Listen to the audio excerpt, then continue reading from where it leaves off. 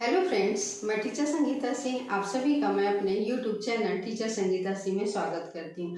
आज की वीडियो में हम कारक से संबंधित महत्वपूर्ण वस्तुनिष्ठ प्रश्नों को देखेंगे जो अधिकतर प्रतियोगी परीक्षाओं में पूछे जाते हैं। तो चलिए शुरू करते हैं आज का पहला प्रश्न। पहला प्रश्न है हमारा, हिंदी में कितने कारक होते हैं? 10, 9, 8, 7। तो यहाँ पे देखिए आप लोगों की सुविधा के लिए मैं कारक और कारक चिन्हों को यहाँ पे व्हाइट बोर्ड में मैं लिख दूँ। तो यहाँ पर हम देखते हैं कारक के जो है कितने भेद होते हैं? 8 भेद होते हैं। कर्ता कारक, कर्म कारक, करण कारक, संप्रदान कारक, अपादान कारक, संबंध कारक, अधिकरण कारक और क्या होता है? संबोधन कारक। अतः हमारा उत्तर क्या हो जाएगा? 8। आगे देख लेते हैं, गीता ने सीता को मारा वाक्य में कौन सा कारक है?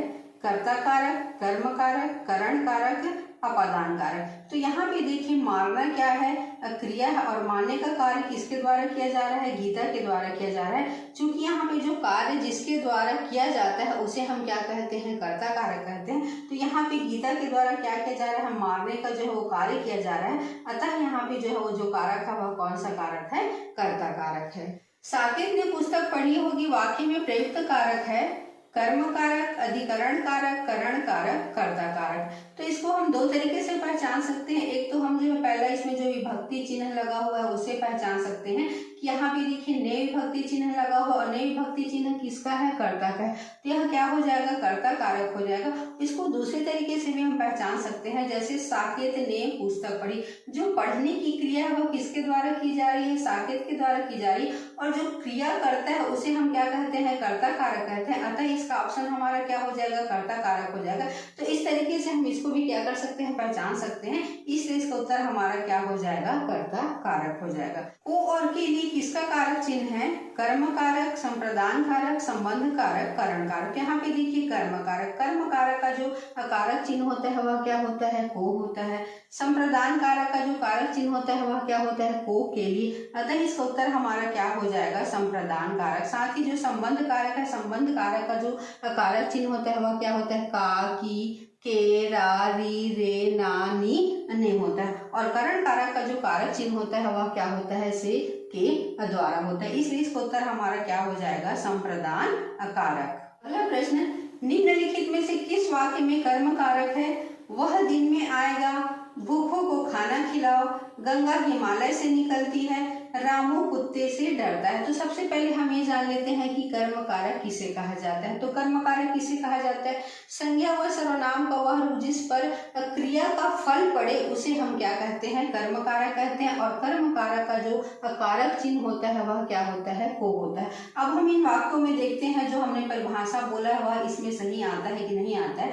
वह दिन में आएगा, तो यहाँ पे देखिए वह दिन में आएगा, यहाँ पे समय को क्या कर रहा है? निश्चित कर दिया। और जहाँ पे समय निश्चित रहता है, समय सूचक रहता है, वहां पे क्या कारक रहता है? अपादान कारक रहता है। इसलिए हमारा पहला ऑप्शन तो होगा नहीं। आगे देख लेते हैं, रामू कुत्ते से डरता है। तो यहाँ पे देखिए डरने का भाव हो रहा है। जहाँ पे डरने का भाव होता है, घृणा होती है, प्रेम होता है, द्वेष होता है, वहां पे भी कौन सा कारक होता है? अपादान कारक होता है। इसलिए यह भी ऑप्शन हमारा नहीं होगा।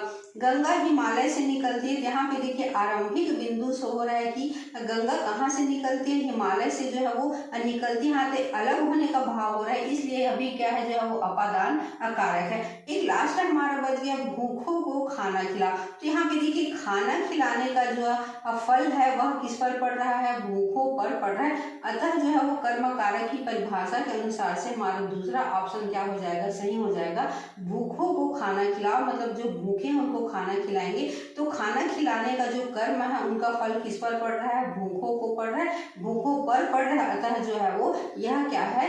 दूसरा ऑप्शन जो हमारा सही है। इसको और दूसरे तरीके से पहचान सकते हैं, जैसे कर्म कारक का जो कारक चिन्ह होता है वह क्या होता है? को होता है। उससे भी हम पहचान सकते हैं इसमें जो है वो को कारक चिन्ह आता है। हमारा क्या हो जाएगा? उत्तर सही हो जाएगा करके। आगे देख लेते हैं, किस वाक्य में अपादान कारक है?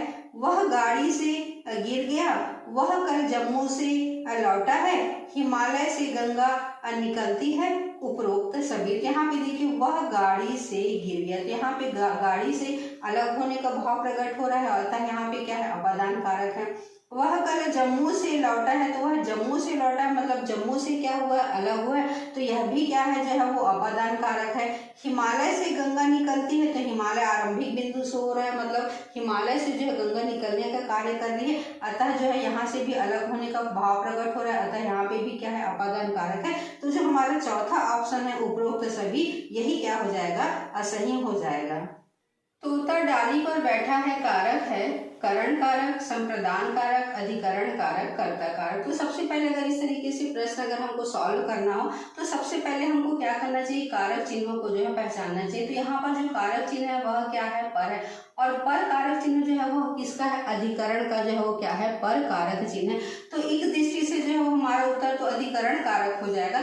तो हमको हर हमेशा जो है वो कोई जरूरी नहीं है कि जो है वो हर जगह जो है वो हमको कारक चिन्ह दिया हो, तो हमको क्या करना चाहिए, जो परिभाषा हम तैयार किए रहते हैं उसके आधार पर हमको क्या करना चाहिए, ऑप्शन में से सही ऑप्शन को जो है वो चूज करना चाहिए। तो अधिकरण कारक का जो परिभाषा होता है वह क्या होता है कि संज्ञा व सर्वनाम का वह रूप जिससे उसके आधार का बोध होता है, तो वहां पे क्या होता है, अधिकरण कारक होता है। तो यहाँ पे देखिए तोता डाली पर बैठा है, तो यहाँ पे देखिए डाली उसके आधार का क्या हो रहा है, बोध हो रहा है, तो इस दृष्टि से जो इसका उत्तर हमारा क्या हो जाएगा, अधिकरण कारक हो जाएगा। आगे देख लेते हैं, कारक चिन्हों को कहा जाता है अव्यय, संज्ञा चिन्ह, परसर्ग, संयोजक। तो कारक चिन्हों को क्या कहा जाता है, परसर्ग कहा जाता है, साथ ही से विभक्ति चिन्ह कारक चिन्ह भी कहा जाता है। वह कार मेरी है में कौन सा कारक है, करण कारक, संबंध कारक, अधिकरण कारक, असंप्रदान कारक। तो यहाँ पे देखिए करण कारक का जो है प्रयोग क्या किया जाता है, जब किसी क्रिया का जो है वो साधन का बोध कराना होता है तब वहां पे कौन सा कारक होता है, करण कारक होता है। संबंध कारक में जब एक वस्तु का दूसरे वस्तु से संबंध स्थापित करना होता है तो वहां पे संबंध कारक होता है। तो इस दृष्टि से देखिए वह कार मेरी है में कौन सा कारक है, तो वह कार मेरी है, तो यहाँ पे जो है वो स्वामित्व का बोध हो रहा है, अतः इस दृष्टि से जो हमारा उत्तर क्या हो जाएगा, संबंध कारक हो जाएगा। अधिकरण कारक में क्या हो जाता है, किसी के आधार का बोध कराता है, तो यहाँ पे आधार का बोध तो करा ही नहीं रहा था। संप्रदान कारक देने का भाव का जो है वो भाव प्रकट होता है, जहाँ पे जो है देने का जो है भाव प्रकट ही नहीं हो रहा है, इसलिए हमारा जो दूसरा ऑप्शन है संबंध कारक वही क्या है, असही है। आगे देख लेते हैं, संप्रदान कारक में को का प्रयोग किस अर्थ में होता है, के लिए, पर, से की अपेक्षा। तो संप्रदान कारक में जो को का प्रयोग होता है वह किसके लिए होता है, के लिए होता है। गीता हाथ से मारती है में कारक है कर्ता कारक, अपादान कारक, अधिकरण कारक, करण कारक। यहाँ पे देखिए ध्यान से पढ़ने से गीता हाथ से मारती है, तो यहाँ पे जो है वो कार्य करने के लिए जो किसी साधन का जो है वो प्रयोग किया गया, और कौन से साधन का प्रयोग किया गया, हाथ से का जो प्रयोग किया गया। और जहाँ पे कार्य करने के लिए किसी साधन का बोध कराया जाता है वहां पे कौन सा कारक होता है, अकरण कारक होता है, इसलिए इसका उत्तर हमारा क्या हो जाएगा, अकरण कारक हो जाएगा। ए रमेश यहाँ आओ, इस वाक्य में कौन सा कारक है, अधिकरण कारक, कर्ता कारक, संबोधन कारक, करण कारक। बहुत ही सरल प्रश्न है, जहाँ पे संबोधन किया जाता है विस्मयादि का चिन्ह होता है, वहां पे जो है वो कौन सा कारक होता है, असंबोधन कारक होता है, इसलिए इसका उत्तर हमारा क्या हो जाएगा, असंबोधन कारक। गृहिणी ने गरीबों को कपड़े दिए, वाक्य में कौन सा कारक है, कर्ता कारक, संप्रदान कारक, कर्म कारक, करण कारक। तो यहाँ पे देखिए गरीबों को कपड़े दिए, यहाँ पे जो वो देने का भाव प्रकट हो रहा है, कुछ कार्य करने का भाव प्रकट हो रहा है, तो जहाँ पे कुछ देने का या कुछ कार्य करने का भाव प्रकट होता है तो वहाँ पे कौन सा कारक होता है, संप्रदान कारक होता है, इसलिए इसका उत्तर हमारा क्या हो जाएगा, संप्रदान कारक। मोहन चाकू से फल काटता है, वाक्य में कौन सा कारक है, कर्ता कारक, अपादान कारक, कर्म कारक, अकरण कारक। यहाँ पे देखिए फल काटने के लिए जो किसी साधन का प्रयोग किया गया, और जहाँ पे किसी साधन का बोध होता है वहां पे कौन सा कारक होता है, अकरण कारक होता है, इसलिए इसका चौथा ऑप्शन करण कारक यही हमारा क्या हो जाएगा, ऑप्शन सही हो जाएगा। जयपुर दिल्ली से 300 किलोमीटर है, वाक्य में कौन सा कारक है, कर्म कारक, अपादान कारक, कर्ता कारक, अधिकरण कारक। तो यहाँ पे देखिए जयपुर दिल्ली से 300 किलोमीटर है, कहने का मतलब यहाँ पे जयपुर और दिल्ली के बीच की दूरी को क्या किया गया, यहाँ पे जो है बताया गया, और जहाँ पे पास या दूर होने का जो भाव प्रकट होता है वहां पे जो है वो कौन सा कारक होता है, अपादान कारक होता है, इसलिए इस वाक्य में जो है वो कौन सा कारक है, अपादान कारक है। आगे देख लेते हैं, राम ने रावण को बाण से मारा, वाक्य में कौन सा कारक है, कर्ता कारक, कर्म कारक, संप्रदान कारक, करण कारक। ये देखिए राम जो क्रिया कर रहा है, माने की जो क्रिया कर रहा है वह किससे कर रहा है, बाण से कर रहा है। अतः यहाँ पे जो है वो साधन का प्रयोग किया गया है कार्य को करने के लिए, और जहाँ पे साधन का प्रयोग किया जाता है वहां पे कौन सा कारक होता है, करण कारक होता है। इसलिए इसका ऑप्शन क्या हो जाएगा, करण कारक। कारक शब्द क्या होता है, संज्ञा के विशेषण, क्रिया के विशेषण, क्रिया को पूर्ण करने वाला शब्द, क्रिया के निर्देशक। तो जो कारक शब्द होता है वह क्या होता है, क्रिया को पूर्ण करने वाला शब्द। कारक शब्द का आदान प्रदान किसके साथ होता है, विशेषण के साथ, क्रिया के साथ, संज्ञा के साथ, सर्वनाम के साथ। तो हमेशा किसके साथ होता है, क्रिया के साथ होता है।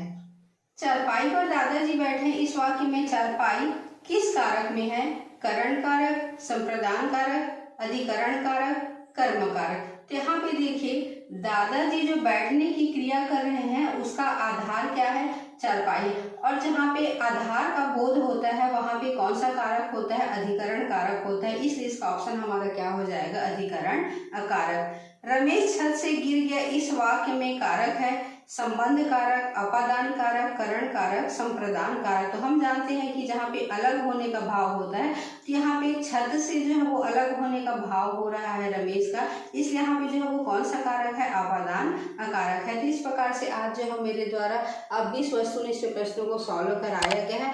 अगर आज आप लोगों को वीडियो पसंद आया होगा तो मेरे चैनल को लाइक कीजिए, कमेंट कीजिए, शेयर कीजिए और चैनल को सब्सक्राइब भी कीजिए।